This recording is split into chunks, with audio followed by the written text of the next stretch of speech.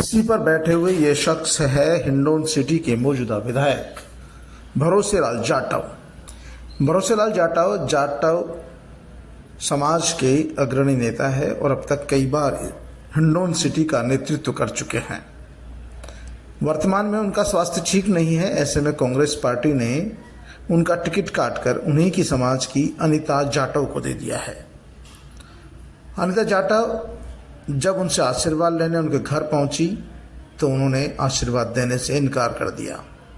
आप देख सकते हैं उनके चरणों में अनिता जाटव और उनकी साथ में कार्यकर्ता बैठी है, दोनों पैरों में बैठी है, चरण स्पर्श कर रही है, हाथ जोड़ रही है, विनती कर रही है कि वो एक बार आशीर्वाद दे दे। पार्टी ने टिकट दे दिया है, वो आशीर्वाद देंगे तो जरूर जीत जाएंगी।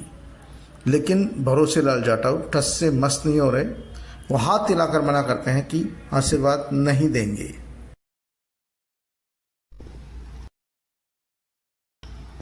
दरअसल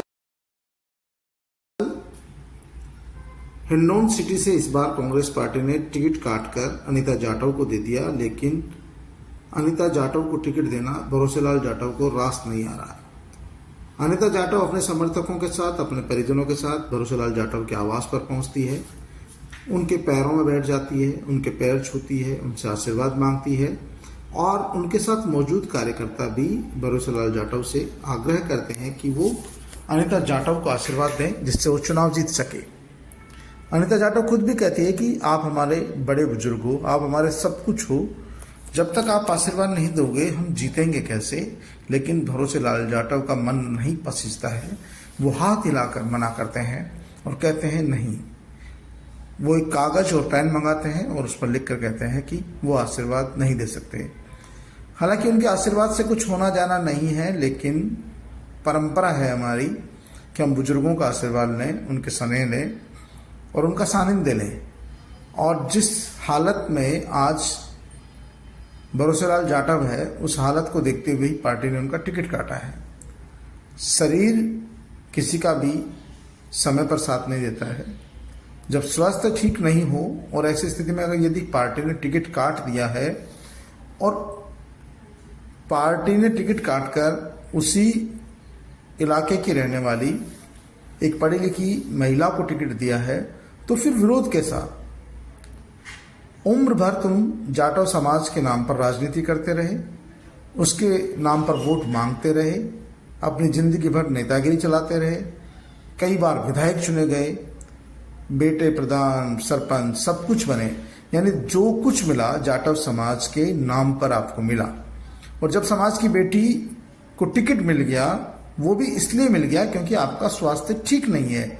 जब आप बोल नहीं सकते, चल नहीं सकते, उठ नहीं सकते, और ऐसी स्थिति में यदि कांग्रेस पार्टी ने आपका टिकट काटकर किसी दूसरी महिला को दे दिया, तब आप उनका समर्थन करने की बजाय उसका निरादर कर रहे हैं।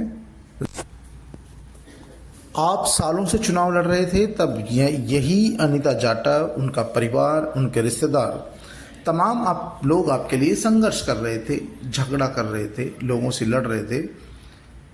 हालांकि इस बार भी यहाँ पर विधानसभा सीट पर कांग्रेस और भाजपा ने दोनों ने जाटव समाज के उम्मीदवारी खड़े किए हैं, लेकिन बात जाटव समाज की नहीं है। बात इस बात की है कि ये जो नेता समाज के नाम पर राजनीति करते हैं, पूरी जिंदगी भर उसका सुख भोगते हैं। जब उनकी अस्वस्थता के चलते पार्टी टिकट काटती है और टिकट भी एक स्थानीय व्यक्ति को मिलता है, तब ये उसका विरोध क्यों करते हैं। आखिर ये क्यों नहीं सोचते कि जिंदगी भर हम इन्हीं के वोटों से आगे बढ़े हैं। लेकिन ऐसी दरियादिली नहीं होती है। यही कारण है कि जीवन के अंतिम दौर में पहुंच चुके नेताजी ने अब तक समाज के नाम पर राजनीति की है। कई बार विधायक बने, लेकिन जब समाज की दूसरी बेटी को टिकट मिल गया तो वे नाराज हो गए। टिकट भी तब मिला है जब नेताजी जुबान से कुछ बोल नहीं सकते, पूरी तरह अस्वस्थ हो चुके हैं, मौजूदा विधायक है।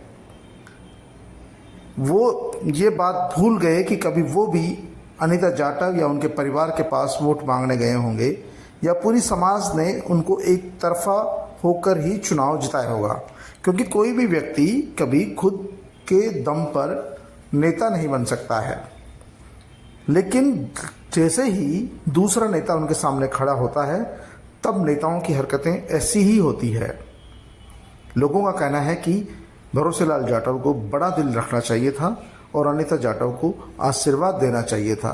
जीत हार होना उसकी तकदीर है, भविष्य में क्या होगा ये उसकी तकदीर तय करेगी। लेकिन क्योंकि बुजुर्ग के नाते, समाज के व्योवर्ध के नाते, और जब पार्टी ने उन्हें इतनी बार विधायक बनाया है तो फिर एक आशीर्वाद जैसी चीज देने में उन्हें तकलीफ क्या थी। लेकिन